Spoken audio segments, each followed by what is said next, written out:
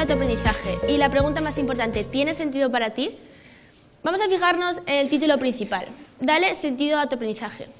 Esto, a simple vista, parece una oración muy ordinaria que, como cualquier otra, puede tener muchísimos significados y muchas interpretaciones, depende de quién la esté leyendo. Bien, pues yo seguro hoy os voy a hablar de dos de ellas.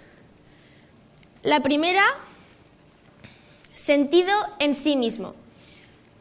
Suma por diferencia, diferencia de cuadrado. ¿Cuántos aquí hemos escuchado esta oración miles de veces por parte de nuestros profesores, nosotros mismos en casa repitiéndola con nuestros padres hasta que por fin la hemos aprendido? ¿Y cuántas veces nos ha servido de ayuda en un examen? Miles, y me incluyo.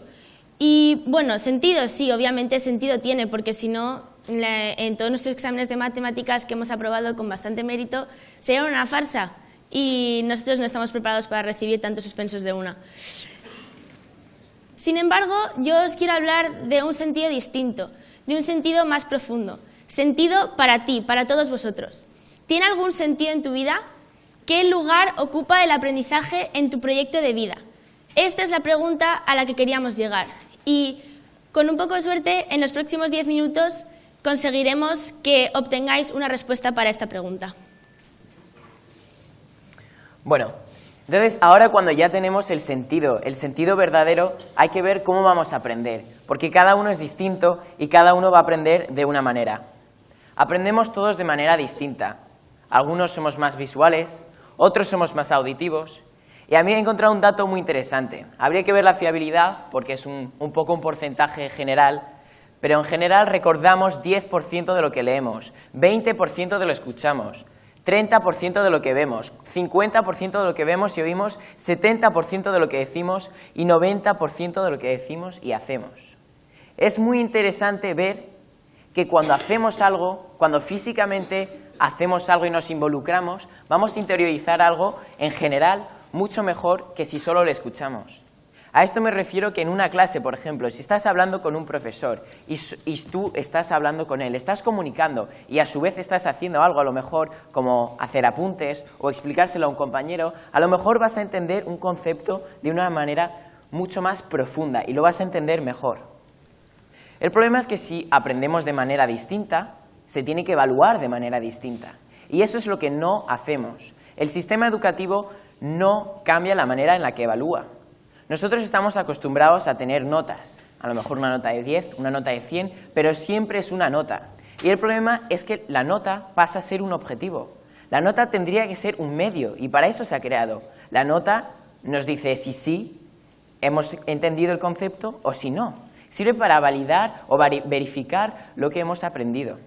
Y el problema es que nosotros lo confundimos, lo vemos como otra cosa. Es verdad que desde pequeños el objetivo es que tengamos, a lo mejor a los 18 años, tú estés ahí y estés súper bien así y te dices, tengo todos los conceptos, he sacado un 10, me van a aceptar en una universidad. Bien, pero si no entiendes el concepto, si tú has aprendido algo pero no lo entiendes, si tú luego vas a encontrar un trabajo y no vas a tener las aptitudes, pero a lo mejor el conocimiento, ¿a qué te sirve? Y eso es lo que tenemos que plantearnos y ver cómo podemos cambiarlo. Todos aquí, por experiencia, sabemos que una mala corrección puede llevar a una baja de autoestima bestial.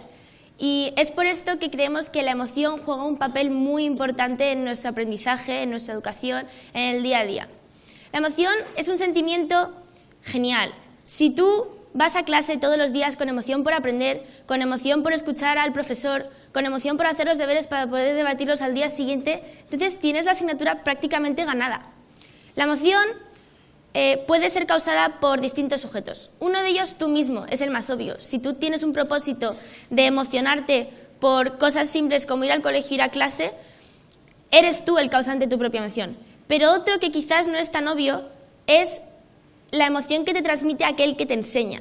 Si aquel que te enseña te muestra respeto ante ti, muestra interés por lo que a ti te interesa, muestra interés en enseñarte cosas que te van a servir para un futuro y sobre todo tu vida personal, tus problemas, tus ambiciones, tus sueños, entonces automáticamente está reforzando esa amistad, esa relación que en mi caso sería profesor-alumno. Y si el profesor transmite esto, cuando vayas a su clase, cuando vayas a su asignatura, automáticamente vas a estar interesado no solo por el profesor, ya que el sentimiento sería mutuo, sino también por su asignatura. Y esto es un sentimiento, la emoción es algo que creemos que el profesor necesita intentar reforzar con cada uno de sus alumnos. Por eso invitamos a todos los profesores en esta sala o a aquellas personas que estén interesados en la emoción y vayan a clase y tengan alguna oportunidad de realizarla, que lo hagan, que intenten reforzar la relación profesor-alumno, como he dicho antes, y así el ambiente en clase será mucho mejor y se sacará provecho absoluto de cada asignatura. Bueno, entonces si estamos hablando de profesor, hay que ver también las implicaciones que tiene todo esto. Nosotros queremos revolucionar a nuestro nivel un poco lo que es la educación, el sistema educativo. Queremos cambiar las cosas, pero muchas veces hay implicaciones de quién va a participar, cómo se va a hacer. Y entonces hay que ver quién va a estar involucrado. Y no solamente el alumno, sino también el profesor. Y hay que ver un poco cuál es el rol del profesor. Si retrocedemos un poco hace 20 años, no teníamos una herramienta que hoy en día tenemos, que es Internet. El profesor entonces llegaba a clase, tenía sus alumnos y le compartía y le daba sus conocimientos. Entonces, si esta fuese mi alumna, yo estaba aquí y le digo, mira, estos son los conocimientos y se los doy. Y yo le digo, mira, yo te voy a enseñar y yo le doy los conocimientos. El problema es que hoy en día los conocimientos los podemos encontrar en otra parte. Tenemos Internet. Ahora en casa abres el ordenador, lo tienes ahí. Hasta en la calle, en el móvil. ¿Quieres saber qué es? Buscas y lo encuentras. El problema es que hay tanta información que hay que saber encontrarla bien. La palabra es encontrarla bien. Encontrarla, sí. Luego hay que clasificarla. Hay que ver qué es útil, qué no es útil y cómo la vamos a utilizar. Y eso es la función del profesor. Más que ser una persona que nos aprende, que nos enseña a encontrar las cosas, va a ser un coach. Nos va a enseñar estas aptitudes que necesitamos. Estas aptitudes que no solo vamos a aplicar a lo mejor en ciencias, sino que más tarde en la universidad vamos a poder aplicar a cualquier otra cosa. Si vamos a aprender ciencias, vamos a aprender a lo mejor cualquier asignatura de literatura, todo nos va a servir. Vamos a crear una empresa. Como antes dices, todo nos va a servir. Y eso son aptitudes que el profesor nos va a enseñar. Eso sí, es importante saber que el profesor tiene que usar metodologías diferentes. Tiene que usar primero lo que hay en el aula, los alumnos. Tenemos en general unos 20, 25 alumnos en una clase, por lo menos. Y estos alumnos sirven. Como hemos dicho anteriormente, el alumno puede estar hablando con otro alumno, conversando o explicándoselo. Si un alumno no lo entiende, entonces a lo mejor si un compañero sí lo entiende, pues se lo puede explicar. Y entonces estamos, digamos, involucrando más a toda la clase. No solo es el profesor que habla y los alumnos que escuchan, sino que todo el mundo colabora, un ambiente colaborativo. Y eso me refiero también por trabajo cooperativo.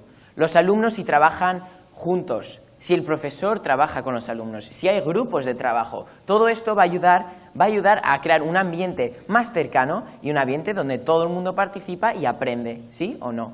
Y entonces también tenemos que ver otros aspectos, como la tecnología, por ejemplo. Hoy en día muchas veces estamos rodeados de tecnología. El Internet que está a la mano de mucha gente, mucha gente. Y luego también si tenemos la suerte de tener un ordenador a lo mejor en clase o un dispositivo como un iPad. Nosotros, por ejemplo, en nuestro colegio hemos tenido la suerte de participar en proyectos con Facebook y usamos Facebook como una herramienta educativa. Un poco gracioso porque nosotros nos dicen, vais a usar Facebook en clase. ¡Ah! Facebook, voy a jugar en clase. Pues no, para nada. Facebook no es para juegos, sino que sí, en casa a lo mejor lo puedes usar para juegos, pero nosotros aprendemos a usar Facebook como una herramienta educativa, a comunicar con nuestros alumnos, a comunicar con nuestros profesores, a comunicar en general con otra gente también. Esto es global, no solamente local. Tú lo puedes usar como una herramienta educativa que te va a servir hoy, mañana, también te sirvió ayer, y entonces hay que ver un poco más general qué y cómo lo vas a utilizar. Gracias a esta TED que estamos dando ahora mismo, hemos podido experimentar otra forma de trabajo completamente distinta, fuera del aula y fuera de nuestro ambiente normal de trabajo. Y la verdad es que nos hemos dado cuenta de lo distinto que puede llegar a ser y lo distinto en el buen sentido de la palabra, porque hemos podido experimentar una manera completamente opuesta a la que estamos acostumbrados día a día. Y la verdad es que lo hemos trabajado y lo hemos hecho fenomenal, porque tenemos dos compañeros en el público que nos han ayudado durante este mes a practicar, a hacerla entera, y le estamos muy agradecidos, y también al profesorado que ha venido con nosotros y que en el colegio todo el mundo ha mostrado mucho interés, nos han dado feedback. Entonces, por eso creemos que ese trabajo cooperativo es tan importante. Y para poder llevar a cabo un buen trabajo cooperativo, lo que se necesita es un buen ambiente de trabajo cooperativo. Hemos estado investigando y hay algunos colegios en los que el concepto que tienen de clase es completamente distinto al que tenemos nosotros metidos en la cabeza. Cuentan con, en clase, paredes que se pueden mover para ajustarse a ti. Es decir, en estas clases tú no te tienes que ajustar a la clase, sino que es al revés, la clase se ajusta a ti. Espacio de trabajo completamente distinto. Las mesas tienen ruedas para poder moverte. El profesor puede estar dando la clase ahí, en una pizarra, que es una de las paredes, mientras que 5 minutos después puedes girar tu mesa para poder darla allí.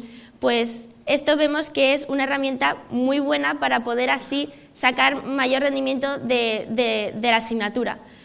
Y la verdad es que nos hemos dado cuenta de que todo esto de lo que estamos hablando gira en torno a una palabra. Una palabra que es muy común, todos conocemos, y en realidad todo, absolutamente todo lo que conocemos gira en torno a esta palabra, evolución. Nosotros evolucionamos, la tecnología evoluciona, la ciencia evoluciona. Entonces, ¿por qué nuestro sistema educativo no hace lo mismo? Si yo ahora mismo sacase un móvil antiguo, un Nokia, que no tiene cámara, que no tiene nada, y me pusiese a mandar un mensaje, probablemente todos me miraríais un poco raro diciendo, pero ¿qué tipo de móvil tienes? Si es que no tiene ni cámara. Y dices, sí, es verdad, pero ¿por qué? ¿Por qué pasa esto? Porque hace 10, 15 años igual ese móvil era lo más. Mi abuela lo tenía y era como, wow, qué pedazo móvil. Pero en realidad lo vemos ahora y decimos, vaya birria, si es que nada, no tiene nada en comparación con los que tenemos todos en el bolsillo ahora mismo. Y, por ejemplo, no solo evoluciona lo que os he dicho, sino que también evoluciona nuestro propio idioma. Eso se entiende perfectamente, porque si lees Shakespeare no entenderíais ni la mitad, por lo menos yo. Y hemos introducido, gracias a la tecnología, nuevos conceptos que antes eran impensables, como por ejemplo una palabra que prácticamente todos aquí conocemos, especialmente los jóvenes, que es la palabra selfie. Y bueno, la palabra selfie, que selfie en inglés porque tú no vas por la calle diciendo de repente con tus amigos, tal, vamos a hacernos una autofoto, queda fatal, dirías, qué raro, no, selfie en inglés, vale, pues eso también hemos evolucionado, hemos adoptado palabras del inglés que también están en el diccionario de Oxford, por ejemplo, se ha introducido la palabra y la verdad es que ha sido la palabra del año y bueno, la verdad es que es una de las palabras que ha sido más mencionada por todo el mundo en este último año. Y vas por la calle y ves a gente haciéndose una selfie y dices, ah, mira, están haciendo una selfie y tal. Bueno, pues lo que quiero hacer ahora es hacerme una selfie con todos vosotros y que luego en las redes sociales aparecerá con el hashtag TEDxSelfie, que parece mágico que con una simple almohadilla y una serie de letras detrás puedas encontrar a toda la gente que ha estado en esta sala con nosotros en estos últimos 10 minutos y ha podido compartir esta charla con nosotros y que nos habéis escuchado. Así que os invito a después buscarla y también os invito a publicar la vuestra para ver quiénes han sido aquellos que han participado. Entonces, con vuestro permiso, nos vamos a hacer todos una selfie con todos vosotros, así que sonreíd y salid muy guapos. Si os queréis levantar, podéis también así participar. Esto me emociona. Ahí. ¿Está el temporizador puesto? ¿Está el temporizador puesto? Vaya lío estamos montando.